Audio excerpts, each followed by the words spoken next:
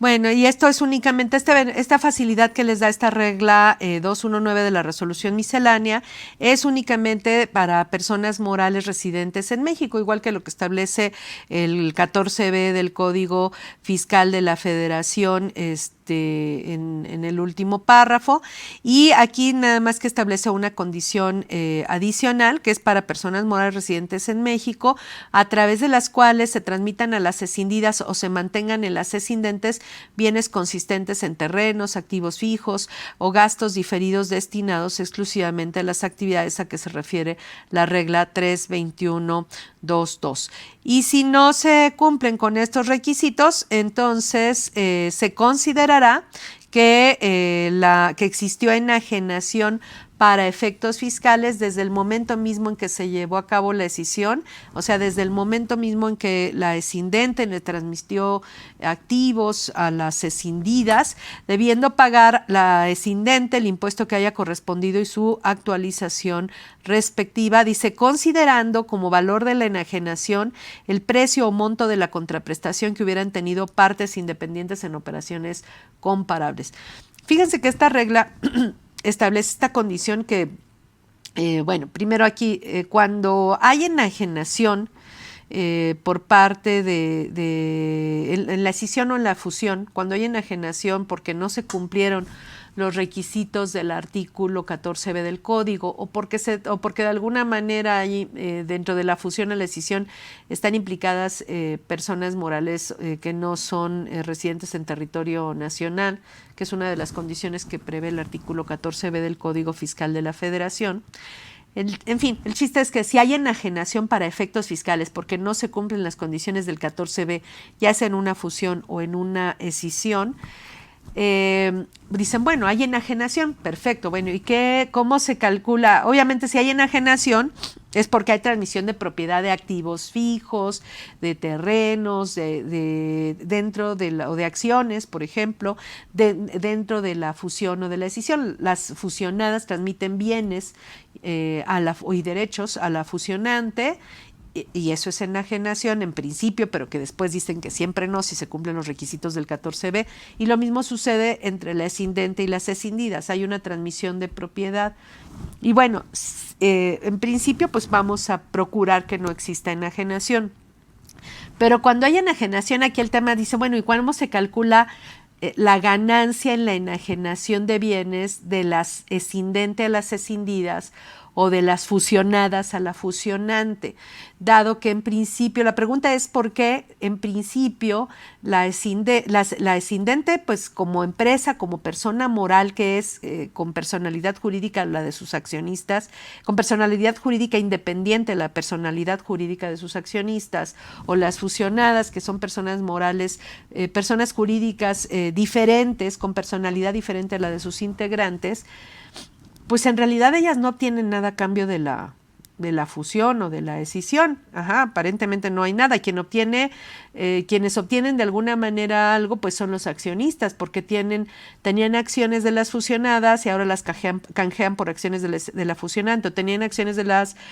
escindente y ahora las canjean por acciones de las escindidas. Pero en sí las personas morales que se escinden o que se fusionan como tal, pues no hay una contraprestación en realidad. Y en este caso, en esta regla, que establece una facilidad adicional para que no exista enajenación en el caso de la escisión de sociedades, cuando dentro de los 6 meses contados a partir de la escisión algunas acciones sean adquiridas por un fideicomiso con las condiciones que aquí se refiere en esta regla 219, dice, bueno, si no se cumplen con estos requisitos, entonces, y con los requisitos que establecen otras reglas de resolución miscelánea que hace referencia, dice, pues si no se cumplen esos requisitos, entonces habrá enajenación de la escindente a las escindidas, ¿no? Y entonces hay que calcular la ganancia en la enajenación y hay que calcular el ISR derivado de la ganancia en la enajenación de bienes. Y bueno, no lo dice, pero en todo caso, si hay enajenación, no nada más va a haber ganancia en la enajenación de bienes, sino que también habrá IVA en la enajenación de bienes, en teoría, ¿no? En ese caso. aunque sería una enajenación en la cual no habría, o más bien no hay un cobro de una contraprestación, que bueno, ahí tendríamos que irnos al artículo 34 de la ley del IVA, que establece cuál es la contraprestación en ese caso. Pero bueno, ahí sería incluso una discusión todavía más profunda. Pero bueno, aquí en este caso, en materia de ISR, si hay enajenación, dice, pues entonces la escindente tiene que pagar impuesto y tendrá que pagar impuestos sobre la renta por la ganancia que obtenga por la enajenación de los bienes. Y uno dice, bueno, ¿y cuál es el ingreso que obtuvo por la enajenación? Si en realidad ella transmitió los activos, pasivos y capital a las escindidas, y la escindente como persona moral no obtuvo nada, simplemente transmitió la propiedad. Bueno, aquí a través de esta regla de resolución miscelánea nos dan una contraprestación, en teoría hay un ingreso por la enajenación para calcular la ganancia en esta operación, pues lo cual es discutible que se dé a través de una regla de carácter, una regla emitida por el SAT, que no es ley. Obviamente creo que aquí sí se estaría dando un elemento para el cálculo del ingreso que no está contenido en la ley. Y aquí están señalando que en todo caso el valor de la enajenación debe ser el precio o monto de la contraprestación que hubiesen obtenido partes independientes en operaciones comparables, o sea, una especie de precio de mercado o de valor razonable en términos de las NIF, ¿no? Entonces, en ese caso, tendríamos que calcular los costos fiscales de los terrenos, de las acciones, de los activos fijos cuya propiedad se transmitió, a comparar esos costos fiscales contra el valor de mercado y determinar una ganancia o pérdida. Y si hay ganancia, pues pagar el impuesto sobre la renta, bueno, obviamente en una declaración de ISR, ya sean ganancias menos pérdidas, ingresos menos deducciones, pero bueno, habría que calcular en su caso el ISR que corresponda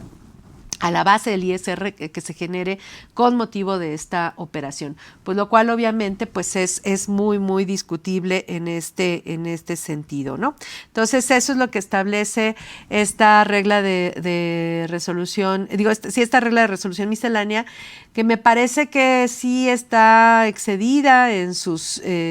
efectos, y creo que sí está tomando parte de lo que en todo caso, si así se pretende, pues debería venir en la ley, porque en realidad pues queda esta parte queda a medias dentro de la ley del impuesto sobre la renta. Sí nos hablan de calcular la ganancia, pero nunca nos dicen cómo o qué es lo que debo considerar como precio en la enajenación de estos bienes, ¿no? Pero bueno, finalmente es lo que establece esa regla. También tenemos la regla 2152 de la resolución miscelánea. Bueno, ya se cerró creo que nuestra participación en Facebook, déjenme ver. No, todavía seguimos ahí. Bueno, también tenemos la regla 2152 de la resolución miscelánea. En este caso, bueno, ustedes recordarán que en el artículo 14b del Código Fiscal de la Federación, fracción 2, para la escisión de sociedades, nos decían que si la escisión de sociedades formaba parte de una reestructuración corporativa en términos del artículo 24 de la Ley del Impuesto sobre la Renta, que teníamos que cumplir los requisitos que marcaba el artículo 24 para que no se considerase enajenación esa escisión, que decíamos que el artículo 24 decíamos que la escisión en sí mismo es una operación de reestructura corporativa, pero que el artículo 24 de la Ley del Impuesto sobre la Renta establecía una serie de condiciones y requisitos para que los contribuyentes que con motivo de una reestructuración corporativa enajenaran acciones, pudieran enajenarlas a un valor no mayor al del costo fiscal de las acciones, que se calcula en términos de los artículos 22 y 23, y establece una serie de requisitos en ese caso, pero obviamente ahí en ese artículo 24 de la ley del ISR tiene que operar una solicitud de autorización de los contribuyentes que planean llevar a cabo esta reestructuración corporativa. Tienen que presentar una solicitud de autorización al SAT para que les autorice a realizar estas operaciones, muchas veces no a valor de mercado, sino tomando como contraprestación en la venta de acciones una cantidad no mayor al costo promedio de las acciones calculado en términos de la ley, de la propia ley del impuesto sobre la renta. Y entonces aquí en este caso en la regla 2152 dice que cuando se esté en este supuesto no se considerarán incumplidos los requisitos de tenencia accionaria, a que se refiere el artículo 14b del Código Fiscal de la Federación, 51% por 3 años, en los casos en que derivados de una reestructura corporativa, las acciones o partes sociales, según sea el caso con derecho a voto, de la escindida o de la escindente, permanezcan dentro de un mismo grupo de control, dice, para lo cual los socios o accionistas deberán mantener la proporción en el capital de las escindidas y escindentes en términos, en el artículo 51 en el 51% a que se refiere el Código Fiscal de la Federación. Dice, igual no se considerará incumplido el requisito de tenencia accionaria en aquellos supuestos en que con motivo de una reestructuración corporativa, esta tenga como consecuencia la extinción de la sociedad escindente o escindida con anterioridad al plazo establecido en los párrafos mencionados, siempre que la propiedad del por lo menos el 51% de las acciones o partes sociales con derecho a voto continúen perteneciendo al mismo grupo de control durante la totalidad del periodo señalado. Y bueno, aquí entonces en este caso les dan más flexibilidad en cuanto a las operaciones que pueden celebrar en un grupo de fusión, escisión, compraventa de acciones, etcétera, transmisión de propiedad de las acciones,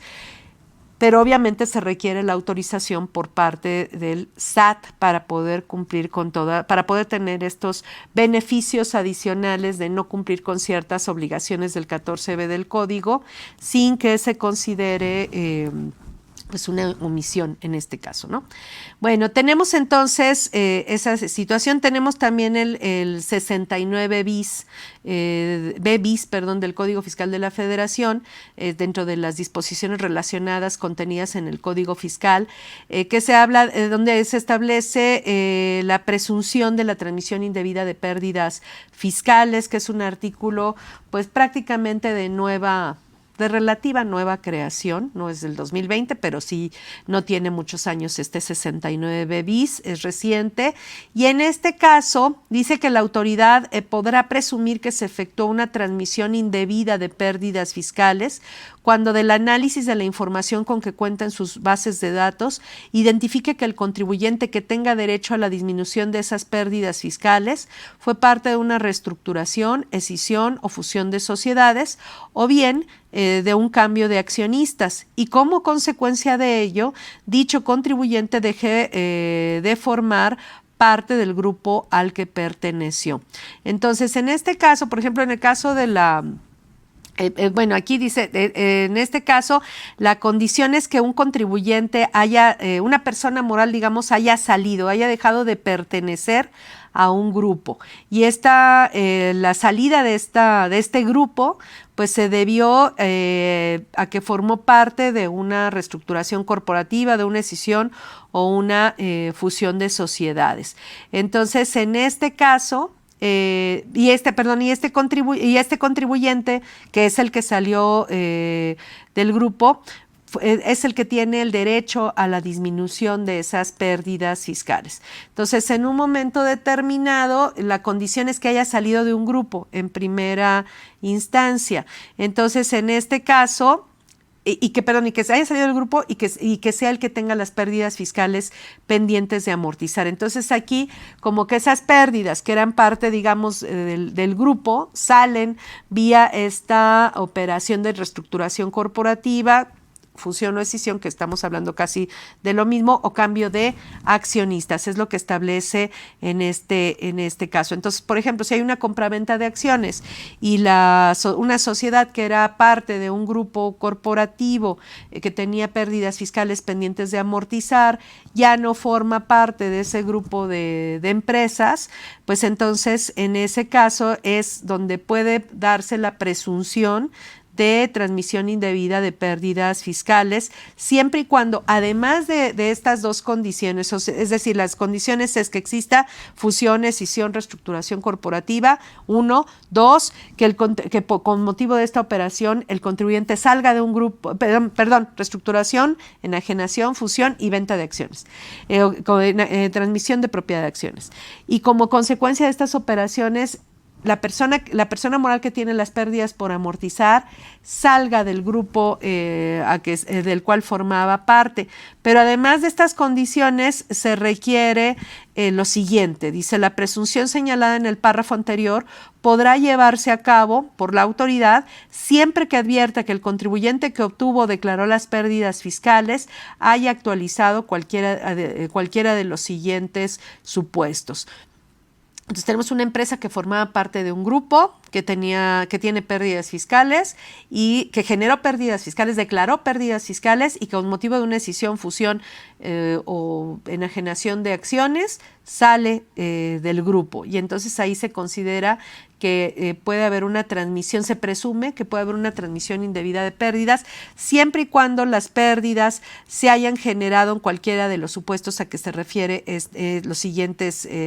supuestos. Número 1, dice que la empresa, quien declaró las pérdidas, dice, obtenga pérdidas fiscales en alguno de los 3 ejercicios siguientes al de su constitución, en un monto mayor al de sus activos y que más de la mitad de sus acciones derivaron de operaciones con partes relacionadas. Entonces, ahí en ese caso, pues se considera que en un momento determinado, como que la pérdida nació con motivo de esas operaciones dentro del grupo a precios que probablemente no eran de mercado. Y entonces, ya que la empresa declaró las pérdidas y que éstas surgieron en ese contexto dentro de un grupo a precios en operaciones o por operaciones que no se realizaron presuntamente a valor de mercado, pues entonces cuando sale del grupo y se venden las acciones de esa empresa o sale del grupo porque esa empresa se fusiona con otras que ya no forma parte del grupo o sale del grupo porque esa empresa le transmitió activos, pasivos o capital a una escindida que por alguna razón ya no forma parte del grupo y obviamente en el caso de la escisión ahí se reparten las pérdidas entre la escindente y las escindidas en términos de la ley del impuesto sobre la renta. En la fusión vimos que no podía haber transmisión de pérdidas fiscales. En la fusión vimos que solo la fusión, o sea, quien tenía las pérdidas era quien se las quedaba y que solo existe la condición de que la fusionante puede seguir, que es la que subsiste, puede seguir amortizando las pérdidas, sí, solo sí, se dedica a los mismos giros, o sea, las va a poder amortizar, contra las utilidades de los mismos giros en los que se generó la pérdida por esa misma empresa fusionante antes de la fusión, ¿no? Eso es lo que establece la ley del impuesto sobre la renta. Pero entonces, en este caso, si esta empresa que declaró las pérdidas fiscales las generó dentro del grupo de empresas al que pertenecía, y en este caso, estas pérdidas nacieron dentro de los 3 años siguientes al ejercicio de su constitución. Las pérdidas son mayores al valor de sus activos y más de la mitad de sus deducciones derivaron de operaciones con partes relacionadas. O sea, de alguna manera se presume que la pérdida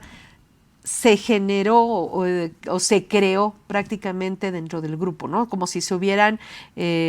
fabricado las pérdidas. Es lo que presume la autoridad en términos de estos parámetros que vienen en estas fracciones de 69 bis, son como parámetros donde la autoridad presume que estas pérdidas, permítanme la expresión, se fabricaron dentro del grupo y que ya que se fabricaron dentro del grupo, ahora la empresa que generó esas pérdidas salió del grupo y entonces se están transmitiendo de manera indebida esas pérdidas fiscales a un tercero, ¿no? Es lo que está estableciendo o de que de alguna manera se entiende de la interpretación de este 69b bis. Entonces, estas son las causales o los casos por los cuales la autoridad, sin decirlo, considera que las pérdidas se provocaron, en este caso dentro de la empresa que salió del grupo para después transmitirlas, ¿no? El segundo supuesto por el cual se puede presumir esta pérdida que se puede transmitir en forma indebida dice que la empresa que declaró las pérdidas haya obtenido las pérdidas fiscales con posterioridad a los 3 ejercicios fiscales declarados siguientes al de su constitución y que fueron derivadas de que más de la mitad de sus deducciones son resultados de operaciones con partes relacionadas, pero que además las operaciones se incrementaron con partes relacionadas, se hubieran incrementado en más de un 50% respecto de las incurridas en el ejercicio inmediato anterior. El tercer supuesto es que disminuyan, la empresa que declaró las pérdidas, disminuya en más del 50% su capacidad material para llevar a cabo su actividad preponderante. Cuando hablamos de capacidad material, pues no estamos hablando de maquinaria, de personal, etcétera. Disminuyen más de un 50% de su capacidad material para llevar a cabo la actividad preponderante en ejercicios posteriores a aquel en que declaró la pérdida, como consecuencia de la transmisión de la totalidad o parte de sus activos a través de reestructuración, escisión o fusión de sociedades o porque dichos activos se hubieran enajenado a partes relacionadas. Entonces, como que tuvo la capacidad material para generar las pérdidas, ya nacieron las pérdidas y luego se deshizo de los activos que le dieron, que le hicieron poder generar esas pérdidas, se deshizo de esos activos a través de reestructuración, escisión o fusión, etcétera, o a través de la enajenación. Y ya después de eso prácticamente su capacidad material se vino para abajo y eso es lo que establece en esta condición. La 4, obtenga pérdidas fiscales si se advierta la existencia de enajenación de bienes en la que se involucre la segregación de derechos sobre su propiedad sin considerar dicha segregación al determinar el costo comprobado de adquisición. Esto se da pues en operaciones de usufructo. De hecho, existe un criterio que está asociado a este tema, existe un criterio del SAT en el anexo 3 de la resolución miscelánea fiscal, que se llama, déjenme aumentar el tamaño de la letra, es el anexo 3 de la resolución miscelánea. Recuerden que el anexo 3 es el de que conocemos como prácticas fiscales indebidas y en el criterio 17 de ISR no vinculativo se habla de la indebida deducción de pérdidas por la enajenación de la nuda propiedad de bienes otorgados en usufructo, que es un caso al que de alguna forma se refiere esta fracción del artículo 69b bis del Código Fiscal de la Federación. Y aquí, bueno, es un criterio verdaderamente discutible. Bueno, ahorita lo vamos me voy al 17, el criterio 17.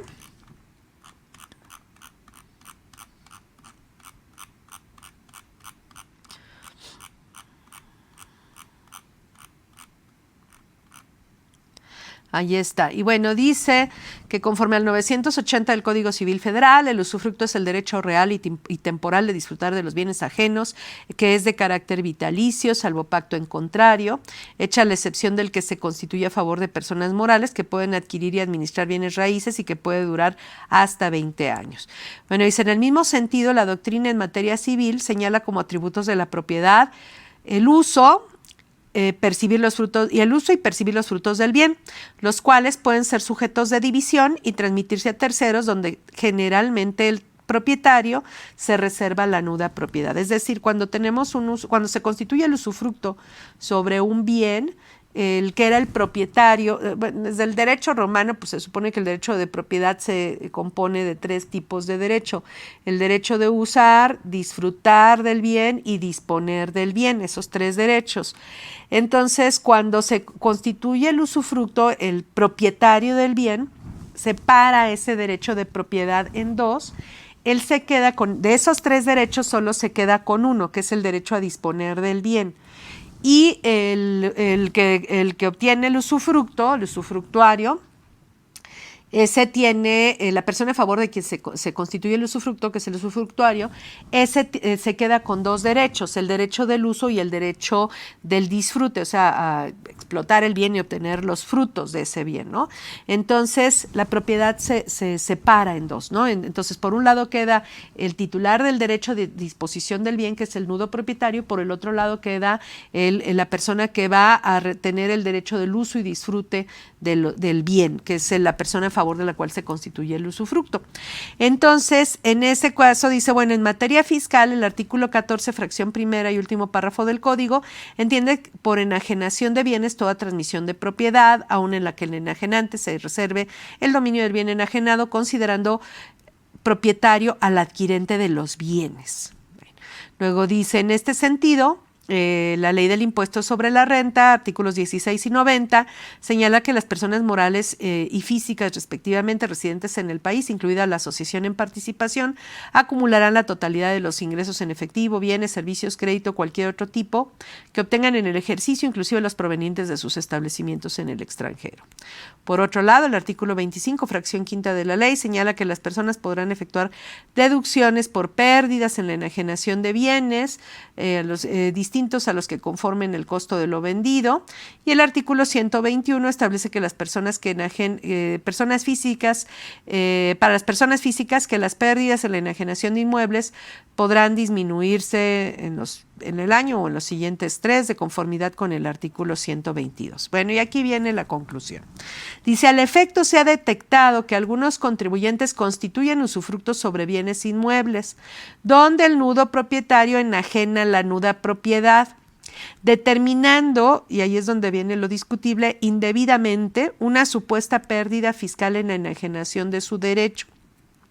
Al comparar el precio de adquisición de la nuda propiedad del bien usufructuado contra el costo comprobado de adquisición de dicho bien, como si no se hubiese constituido el usufructo. Y aquí la pregunta es, bueno, a ver, yo era la dueña del bien, constituí el usufructo en favor de un tercero, me quedé con la nuda propiedad, transmito mis derechos de nuda propiedad a un tercero y le cobro a cambio una contraprestación. Lo que estoy vendiendo no estoy transmitiendo la propiedad íntegra del bien, estoy transmitiendo el derecho de nudo propietario, porque la propiedad íntegra se separó, se quedó por un lado el nudo propietario y por el otro lado el usufructuario con su derecho de uso y disfrute. Entonces, si yo enajeno mis derechos, si yo transmito los derechos de nuda propiedad, pues en teoría obtengo una contraprestación, voy a obtener una contraprestación a cambio, vamos a suponer que no es un acto a título gratuito, y entonces, pues, si voy a obtener un ingreso por enajenación de la transmisión de un derecho, pues entonces tengo que tener una deducción, en teoría podría tener una deducción, no es obligatorio, pero podría tener una deducción. Entonces estamos enajenando mi derecho sobre ese bien, el derecho a disponer sobre ese bien. Entonces aquí lo que critica el SAT es que el nudo propietario, al enajenar su derecho, al transmitir su derecho, reste como deducción autorizada el costo comprobado de adquisición del bien de que se trate. Y dice, no, tú no puedes restar el costo comprobado de adquisición del bien de que se trate, entre otras deducciones, porque el bien ya no es tuyo al 100%, ya es parte bien del derecho del usufructuario. Sí, nada más que qué porcentaje, no existe una disposición que me diga qué porcentaje es mío o qué porcentaje es de él. La única persona que tiene derecho a disponer del bien soy yo. Y entonces en este caso, o cómo se reparte el costo de adquisición en esa figura. En este caso, nada más dicen que no debe serlo, pero no dicen entonces cómo se distribuye el costo de adquisición entre la persona que tiene el uso y disfrute y la persona que tiene la disposición, la nuda propiedad del bien. Y entonces aquí les dice que, bueno, se considera una práctica fiscal indebida determinar pérdidas fiscales en la enajenación de la nuda propiedad, considerando el costo comprobado de adquisición como si no hubiesen sido afectos al usufructo los bienes. Determinar, declarar, registrar y deducir para efectos del ISR una supuesta pérdida fiscal derivado de la práctica señalada en la fracción anterior y asesorar, aconsejar, etcétera, ¿no? Bueno, esto de alguna manera tiene que ver precisamente con este 69b bis, cuando dice que, bueno, si la pérdida que declaró la empresa que salió del grupo y donde se presume que hay una transmisión indebida de pérdidas, que si esa empresa declaró las pérdidas y obtenga pérdidas fiscales y se advierta la enajenación de bienes en las que se involucre la segregación de derechos sobre su propiedad, como en el caso del usufructo, sin considerar dicha segregación al determinar el costo comprobado de adquisición. Bueno, una vez que me digan qué porcentaje o cómo se va a repartir, o a lo mejor yo le doy el 1% del costo a él y yo me quedo con el 99%, no sé, ¿no? Entonces, esa parte pues es muy discutible, pero tiene que ver con ese criterio. Y finalmente, y la fracción quinta, obtenga pérdidas fiscales y se advierta se advierta la modificación en el tratamiento de la deducción de inversiones. Lo curioso de todas estas fracciones, bueno, me falta una todavía, pero lo curioso de todas estas fracciones es que de alguna manera no dicen que la pérdida nazca porque yo deduje el costo comprobado de adquisición en una operación de usufructo, o no dice que la pérdida se generó porque yo cambié la forma de deducir mis inversiones y por eso se generó la pérdida. No, dice, si tuviste pérdidas y se advierte de la modificación del tratamiento de las deducciones, se presume que la transmitiste indebidamente. Si tuviste pérdida y